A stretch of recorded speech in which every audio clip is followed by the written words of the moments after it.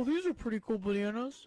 Grab your headphones, plug in tight, press start, no pause, it's a podcast night. From the 8-bit worlds to the anime skies, Dark Matter D-pad keeps the passion alive. Dark Matter D-pad is the place to be, where gamers and dreamers find synergy. TCN and Kdawg, they're leading the way, from Mushroom Kingdom nights to Hyrule days. Dark Matter D-pad. Hello, everybody, and welcome to Dark Matter D-Pad. This is episode 7, and today we have the main gorilla himself, the first member of the DK crew, Donkey Kong. And today we're going to be talking about all his games, how disrespected he's been, and what we could possibly see for him with the upcoming Switch 2. Let's get this started. All right. We'd figured we'd start out with Donkey Kong's origin. Donkey Kong was introduced to the world on July 9th, 1981, in the arcade game Donkey Kong, where you play as Jumpman, now known as Mario, and have to climb scaffolding to rescue Lady, now known as Pauline. My queen! Fun fact, the Donkey Kong arcade game was originally going to be a Popeye game, and contain characters from Popeye.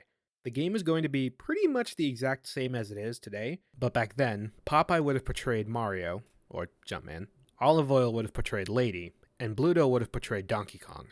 Since that concept didn't end up working out, it created the characters we all know and love today. Here's a lawsuit fact. After Donkey Kong gained a lot of popularity and success, Universal Studios tried to sue Nintendo.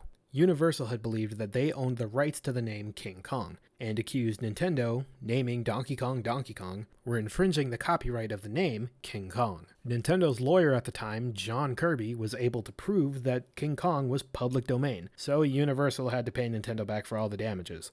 To thank John Kirby, Nintendo gave him a boat called the Donkey Kong, and believe it or not, John Kirby inspired the name of another popular Nintendo character. Guess who that is?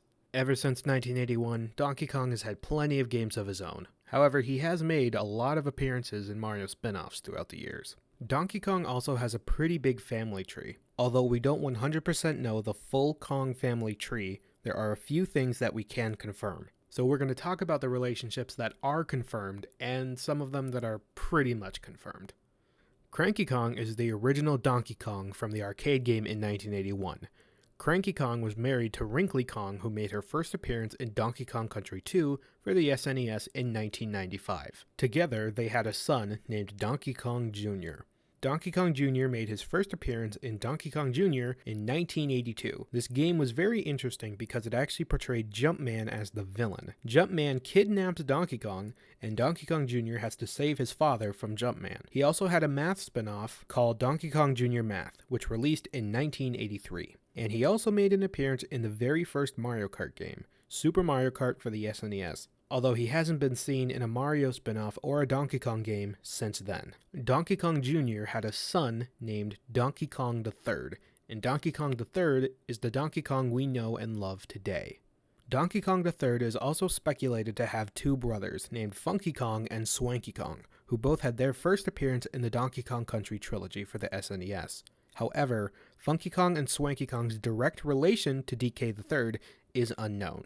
To avoid further confusion, we are now just going to be calling Donkey Kong III Donkey Kong. Donkey Kong has a girlfriend named Candy Kong. She also had her first appearance from the Donkey Kong Country series on the SNES. Donkey Kong also has a best pal / sidekick named Diddy Kong, who first appeared in the Donkey Kong Country trilogy. On Rare's official website, they first referred to him as Donkey Kong's nephew in September 1999. In November 1999, the manual for Donkey Kong 64 called him Donkey Kong's little nephew wannabe, so it's a bit unsure if Diddy Kong really is Donkey Kong's nephew or not. Diddy Kong also has a racing game called Diddy Kong Racing. Diddy Kong Racing was released on the Nintendo 64 in 1997. Then later, in 2007, Diddy Kong Racing got a remake called Diddy Kong Racing DS, which was, shocker, for the DS. Diddy Kong has a girlfriend named Dixie Kong. She made her first appearance in Donkey Kong Country 2. Dixie Kong has a little sister named Tiny Kong, who made her first appearance in Donkey Kong 64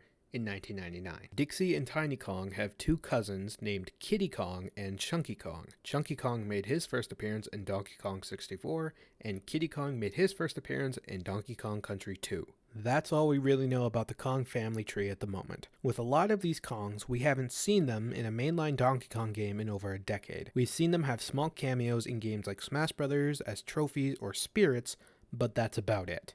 Hopefully Nintendo will bring back the Kongs and give more details about the family tree in a future game. Donkey Kong has had quite the journey throughout the years, but he also started his journey alongside Mario. And some people forget that Donkey Kong was Mario's first rival. Mario and Donkey Kong seem to have a love-hate relationship. Some examples of Donkey Kong being a villain is, well, in the arcade games, but also in the Mario vs. Donkey Kong series. In the first entry of that series on the Game Boy Advance, Donkey Kong kidnaps mini Mario toys.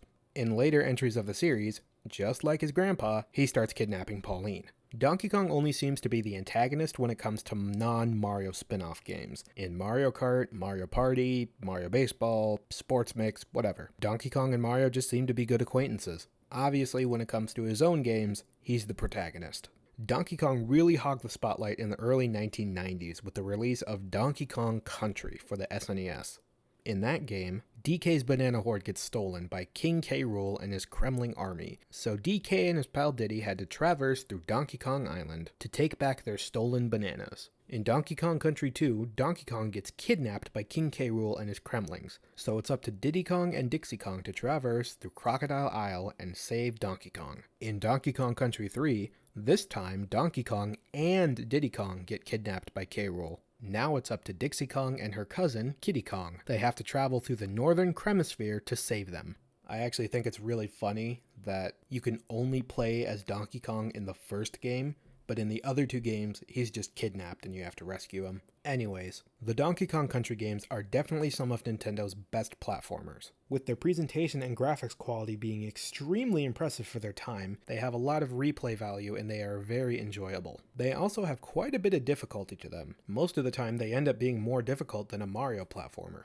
Alongside the Donkey Kong Country trilogy, there was also a trilogy of games that released for the Game Boy, the Donkey Kong Land trilogy. These games were considered semi-sequels to the Donkey Kong Country trilogy. They weren't just handheld ports of the Donkey Kong Country games. All three games had new content that the original SNES games didn't have. There was also a Donkey Kong Country TV show that first aired in 1996 until the year 2000. After the release of Donkey Kong Land 3 in 1997, the Donkey Kong Country series went quiet for a while. Ports of the Donkey Kong Country trilogy were released on Game Boy Color and Game Boy Advance, but that's it. It would be over 10 years before the series got another installment. While Nintendo stepped away from Donkey Kong Country, this didn't stop them from making several other Donkey Kong games. In 1999, Donkey Kong got his first 3D platformer called Donkey Kong 64, which released on the Nintendo 64. Also, DK had a number of kind of spin-off games that were on the GameCube and the Wii. So the first one I want to talk about is DK Congo Beat 1 and 2, which is a rhythm game where Nintendo made this accessory for the GameCube called the DK Bongos. Yeah, it was really one of the best accessories Nintendo's ever made. Basically, a standard rhythm game where you hit like either the left bongo, the right bongo, or the left bongo to the beat, and then you could also clap because it has like a kind of a, yeah, it has a microphone in the middle, and it was a very fun rhythm game, and while it had very niche songs that nobody really ever heard of, it did have a okay cover of All Star by Smash Mouth, but I mean, yeah, they didn't want to get copyrighted, so I guess that makes sense. One game that they was more commonly used for was Donkey Kong Jungle Beat, which was a rhythm game platforming adventure where you would use the bongos to control DK on his way to literally punch the shit out of some gorillas. And apparently these gorillas knew kung fu, and like you would have these like crazy ass battles with them, and like when you get to a certain point you just slap the bongos repeatedly to just give them a big old walloping, and it was just the best feeling ever. It had platforming, boss fights, and rhythm games galore for those who enjoy that type of stuff. And then the last side game was for the Wii, and it was a racing game that you don't need to use the bongos for, called Donkey Kong Barrel Blast, where they would get these like kind of jetpack-ish type of contraptions, and you would have to like shake the Wii remote and the nunchuck very vigorously to like kind of race against people. It was a very odd, but it was a very fun game. in my opinion. Like, it was just like it was a new spin on racing. I think it's really funny that both Donkey Kong and Diddy Kong have their own racing games. Donkey Kong also had 2 puzzle platformer games, King of Swing and Jungle Climber. In these games, you have to use the L and R buttons to control Donkey Kong as he swings around and uses pegs to climb through various levels. To some people, these games were really fun and enjoyable, but to me, they didn't really hit the mark. But that's just my opinion. In 2010, over a decade after the last Donkey Kong Country game, Donkey Kong Country Returns released for the Nintendo Wii. Similar to the original Donkey Kong Country, Donkey Kong's entire banana horde gets stolen, and Donkey Kong and Diddy Kong have to traverse through Donkey Kong Island to get them back. Although this time, the bananas were not stolen by K. Rool or his Kremling army. They were stolen by the Tik-Tok tribe. The Tik-Tok tribe has the power to hypnotize animals. They hypnotize animals from all over the island, forcing them to bring the bananas to the volcano. However, their power of hypnosis does not work on the Kongs. This is one of my favorite Donkey Kong games. I believe Retro Studios did an amazing job reviving the Donkey Kong Country series. Donkey Kong Country Returns was so good, Nintendo released it a total of 3 times. The first time on the Wii, the second time on the 3DS, and the third time on the Nintendo Switch, which just released 22 days ago. One thing to note, on the Nintendo 3DS port, Nintendo added quite a few new features. It added quite a few new items to help you throughout the game, and added 8 brand new levels that were not in the original Wii version. Although for Donkey Kong Country Returns HD for the Switch, Nintendo didn't add anything new. Yes, they brought over the new items and the 8 new levels from the 3DS version, but that's it. There's nothing brand new added to the game. Ironically, the original Donkey Kong Country also released on 3 different platforms. It released on the SNES, the Game Boy Advance, and the Game Boy Color. In 2014, Donkey Kong Country Returns got a sequel, Donkey Kong Country Tropical Freeze. In Donkey Kong Country Tropical Freeze, Donkey Kong Island gets invaded by Lord Frederick and his army of snowmads. They sail to Donkey Kong Island and somehow use their magical flying ice ship. They soar to the top of the volcano and cause a blizzard to freeze the entire island. The blizzard is so strong it blows the Kongs across the ocean and they land on a remote island. They then have to get through several different islands to make it back to Donkey Kong Island so they can take back their home. Tropical Freeze released on the Nintendo Wii U in 2014 and then later got a port to Nintendo Switch in 2018. The Nintendo Switch version adds a new mode called Funky Mode. In this mode, you can play as Funky Kong, and Funky Kong is an absolute beast. He gets 5 hearts, he can double jump, hover in the air, spikes do not hurt him, he can do infinite rolls, infinite corkscrews underwater, and breathe underwater, or stay underwater indefinitely. We haven't seen anything new from Donkey Kong since the original release of Donkey Kong Tropical Freeze in 2014. In 2018, he had his own side adventure in Mario + Rabbids Kingdom Battle, and in the 2023 Super Mario Bros. Movie, he had a pretty decent role. The movie did a really good job of showing off Mario and Donkey Kong's love-hate relationship. Rumors are saying that the new movie Illumination is working on for the Mario Bros. Universe is a Donkey Kong Country movie. Now, I think that sounds really cool, but I'm not really looking forward to hearing over an hour of Seth Rogen's Donkey Kong. I find it pretty disappointing that we haven't had a brand new Donkey Kong game in over 10 years. There have been rumors for a new Donkey Kong game to be in the works for years now. A while ago, there was a rumor that Activision was working on a brand new open-world 3D Donkey Kong game, but it ended up getting cancelled. Due to the sales of the Skylanders franchise being in rapid decline, Activision decided to pivot away from single-player experiences, completely throwing away the Donkey Kong game. We don't know if this is 100% true, so take it with a grain of salt. Hopefully Nintendo puts Donkey Kong 64 on Nintendo Switch Online. That way we would get something 3D Donkey Kong related. Now, when it comes to Donkey Kong being disrespected, the main thing that comes to it is obviously he hasn't had a brand new game in over 10 years. The second main key thing is how they revealed the Nintendo Switch 2. If you didn't know, Donkey Kong Country Returns HD released for Nintendo Switch on January 16th, the exact same day Nintendo revealed the Switch 2. The second that trailer went up, Returns HD got yoinked out of the spotlight and the Switch 2 took its place. Now here's what I find a bit interesting about that. Usually when it comes to Nintendo, or any game company, they always like to promote their big games for quite a while. They promote it weeks before it releases, and sometimes they promote it a couple weeks after it releases before they move on to promoting their next game. After the trailer for Switch 2 dropped, no one was paying attention to Donkey Kong Country Returns HD, and I think Nintendo knew that was going to happen. To be fair, Nintendo didn't do the best job of being faithful to the original Donkey Kong Country Returns game on the Wii. It had a lot of graphical issues, was missing several effects, and even has a really serious problem with multiplayer. In the original game on the Wii, if you were jumping on an enemy, player 2 would get a slight, very short window where they could jump on the enemy right after player 1 jumped on it, making it so a lot of the tricky platforming levels were more compatible with 2 players. That feature is completely missing from the HD port, making it almost impossible to do the entirety of the game in multiplayer. It definitely didn't live up to the $60 price tag. If it included online multiplayer, new levels, and a couple new items, being much more faithful to the original, gameplay and graphics-wise, and even a new playable character, I think they could have gotten away with $50. But with what they released, it should have just been $30. While I really enjoyed Donkey Kong Country Returns HD, I really think Nintendo should have stepped it up. I think this game would have done a lot better if the price was lowered, and if Nintendo did the same thing they did with Luigi's Mansion 3. If you don't know what I mean, let me explain. Before Luigi's Mansion 3 came out, Nintendo released a remake of the original Luigi's Mansion on Nintendo 3DS, and specifically said, while you wait for Luigi's Mansion 3, enjoy the original Luigi's Mansion on Nintendo 3DS. And that was a really smart move for Nintendo to do. I believe the release for Donkey Kong Country Returns HD would have been a lot better if they did that same method.